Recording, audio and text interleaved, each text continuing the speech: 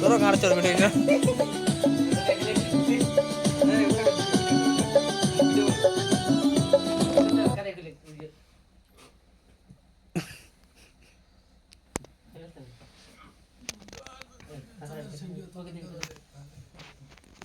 নয়টা বাজা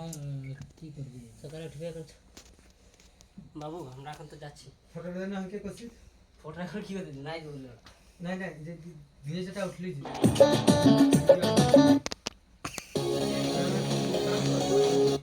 এবারে ঘুমা